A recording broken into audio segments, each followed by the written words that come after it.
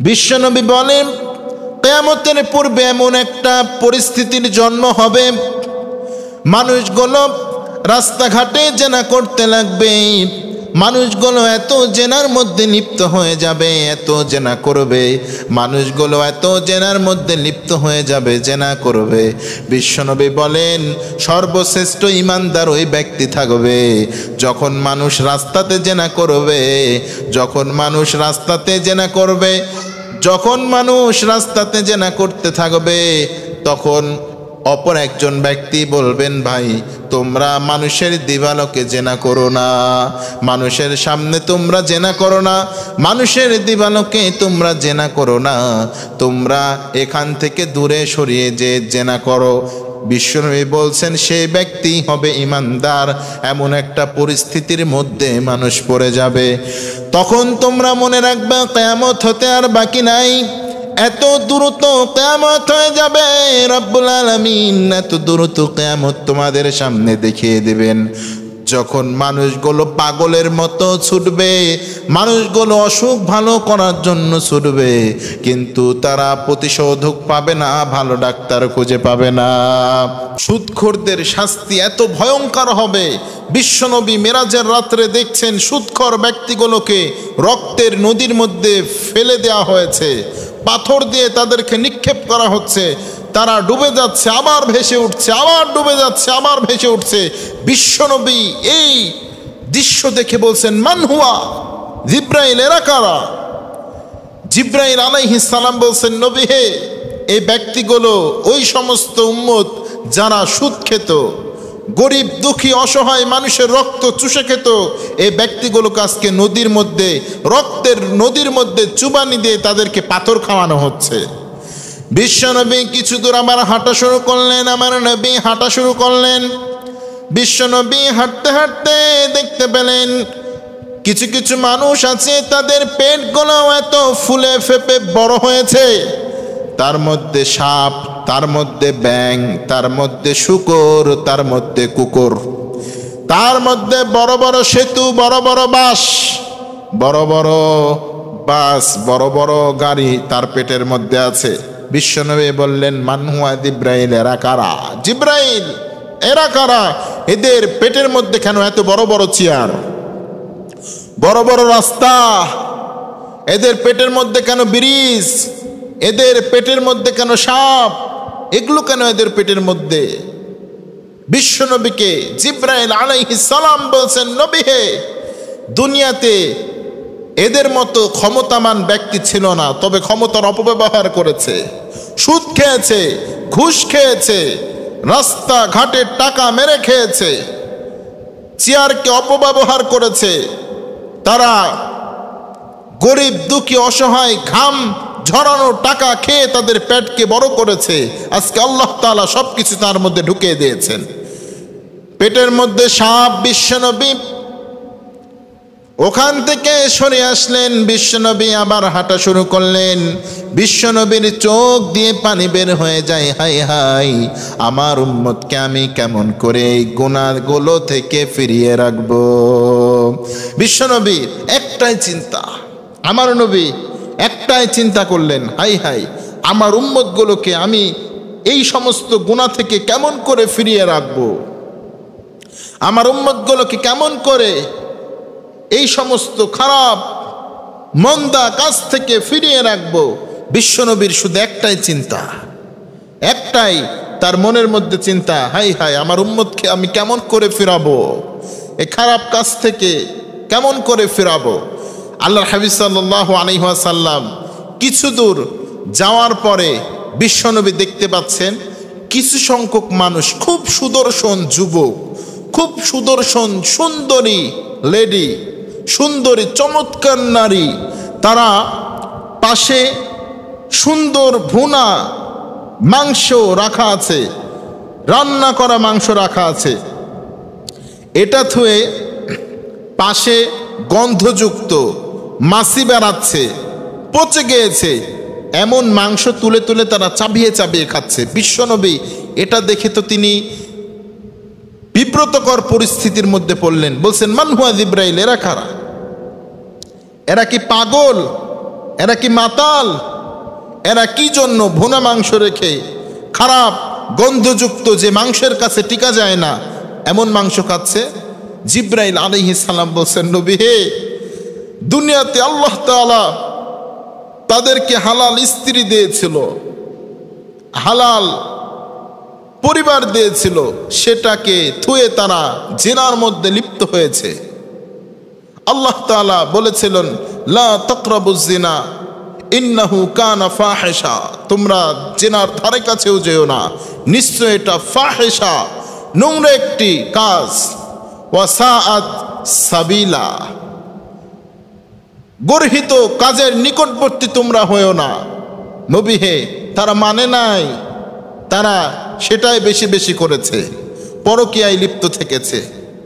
নবী হে, এই জন্য আল্লাহ তাআলা, এই কারণে আল্লাহ তাআলা আজকে তাদেরকে ভালো গোস্ত খাওয়া থেকে দূরে রেখে তাদেরকে খারাপ গোস্ত খাবার দিকে মনোনিবেশন করে দিয়েছেন।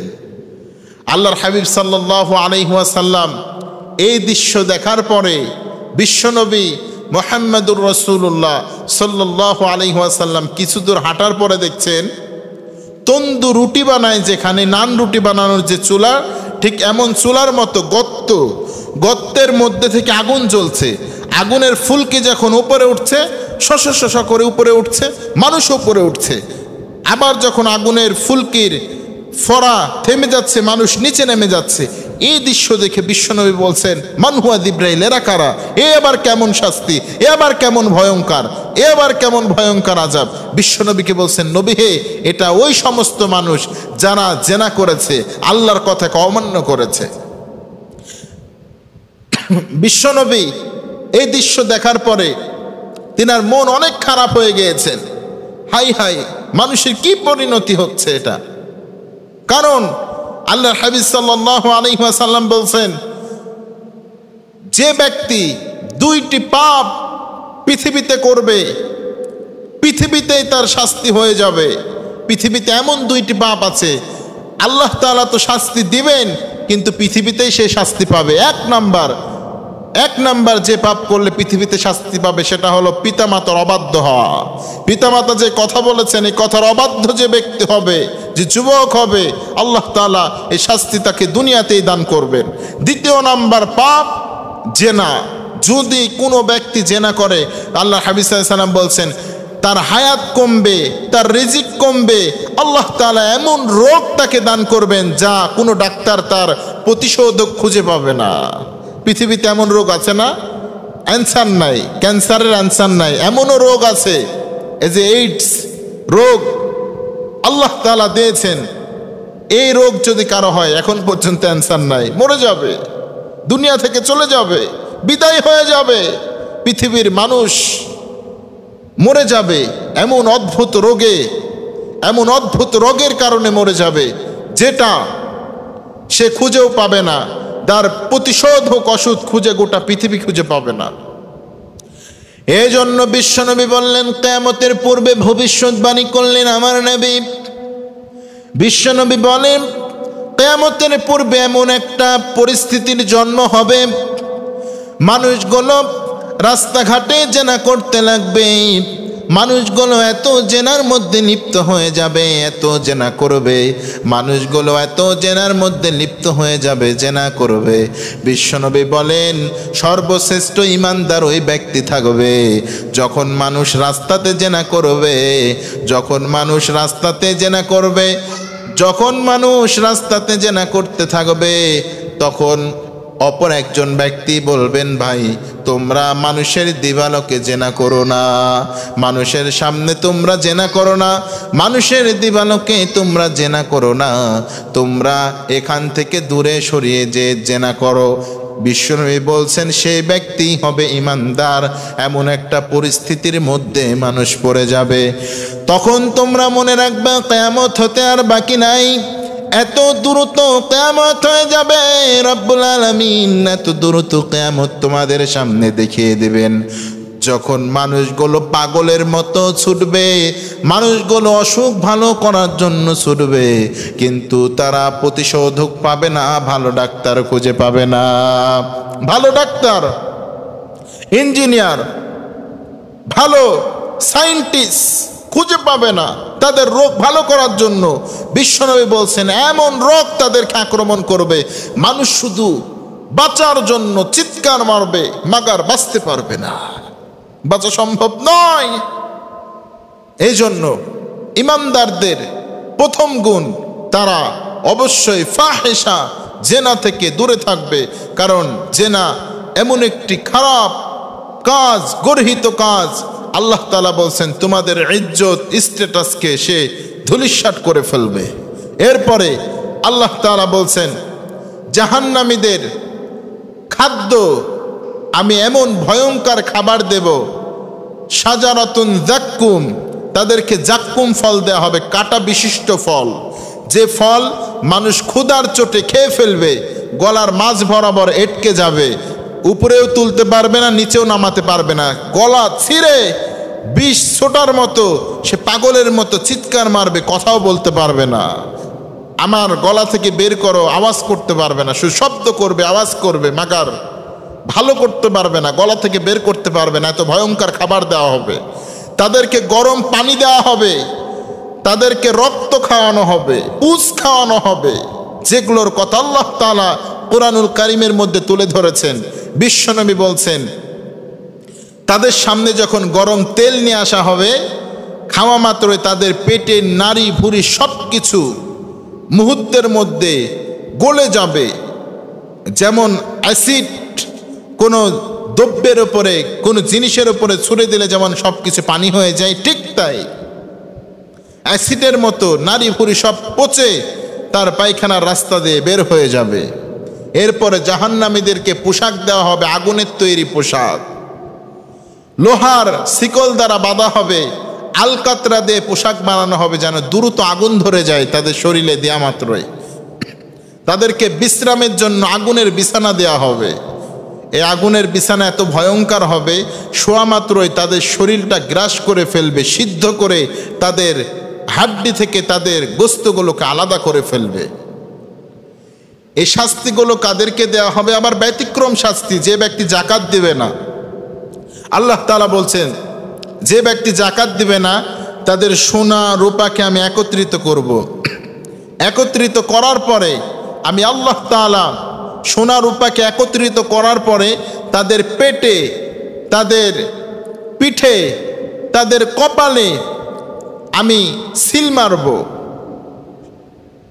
আমি এইগুলোকে এতটা উত্তপ্ত করব, করে তাদের শরীরের মধ্যে ছাক দিব, তাদের শরীর মুহূর্তেই পুরে ভিনিশ হয়ে যাবে, জায়গাগুলো সব পুরে ভিনিশ হয়ে যাবে। এরপরে সর্বনিকৃষ্ট শাস্তি দেওয়া হবে বেনামাজিদেরকে। ফেরেশতারা জাহান্নামের মধ্যে যখন তারা নিক্ষিপ্ত হতে থাকবে, তাদেরকে বলবেন মা সালাকাকুম ফি সাকার, তোমরা আজকে জাহান্নামে কেন? তোমরা আজকে জাহান্নামে কেন? তোমাদেরকে আজকে জাহান্নামের মধ্যে কেন রব্বুল আলামিন প্রেরণ করলেন? রব্বুল আলামিন কত সুন্দর করে বলছেন, কুল্লামা উলকিয়া ফিহা ফাউজুন সাআলাহুম খাজানাতুহা আলাম ইয়াতিকুম নাযীর। জাহান্নামীদেরকে যখন জাহান্নামে ফেলা হবে, জাহান্নামের ফেরেশতারা বলবেন তোমাদের কাছে কি কোনো সতর্ককারী আসে নাই? তোমাদের কাছে কি কোনো সতর্ককারী আসে নাই? তারা বলবেন ক্বালু বালা, আমাদের কাছে সতর্ককারী এসেছিল। ক্বালু বালা ক্বাদ জাআনা নাযীর ফাকাযযাবনা ওয়া কুলনা মা নাযালাল্লাহু মিন শাইইন আনতুম ইল্লা ফি দালালিন কাবীর। রব্বুল আলামিন বলছেন, তারা বলবেন ক্বালু বালা, অবশ্যই এসেছিল, আমাদের কাছে এসে সত্য কথা বলেছে, সতর্ক করেছে, আমরা তাদের কোনো কথা শুনি নাই, আমরা তাদেরকে মিথ্যা বলে অবহিত করেছি, আমরা বলেছি তোরা মিথ্যাবাদী, তোদের কথা শুনবো না। তাদেরকে আমরা মিথ্যাবাদী হিসাবে জাতির সামনে তুলে ধরেছি।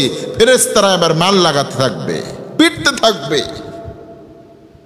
ঠিক তাই যখন মানুষ নামাজ কাজা করবে, নামাজ না পড়বে, জাহান্নামের মধ্যে যাবে, বিশ্বনবী বলেন, তাদেরকে বলা হবে, মা সালাকাকুম ফি সাকার, তোরা আজকে জাহান্নামে কেন, আগুনের মধ্যে জ্বলছিস কেন? তারা বলবেন, ক্বালু লাম নাকা মিনাল মুসাল্লিন, আমরা দুনিয়ায় নামাজ পড়তাম না, আমরা দুনিয়ায় মুসল্লি ছিলাম না, দুনিয়ায় নামাজ পড়ি নাই, দুনিয়ায় মুসল্লি ছিলাম না, এই জন্য আল্লাহ তাআলা আজকে আমাদেরকে জাহান্নামের মধ্যে নিক্ষেপ করেছেন। তার মানে প্রত্যেকটা জাহান্নামের স্তর আছে না নাই? জাহান্নামের স্তর আছে না নাই?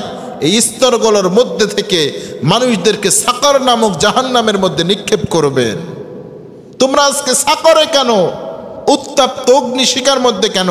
তারা বলবেন, ক্বালু লাম নাকা মিনাল মুসাল্লিন, দুনিয়ায় তো নামাজি ছিলাম না, নামাজ পড়ি নাই, এই জন্য আল্লাহ তাআলা আজকে আমাদেরকে জাহান্নামের মধ্যে নিক্ষেপ করেছেন।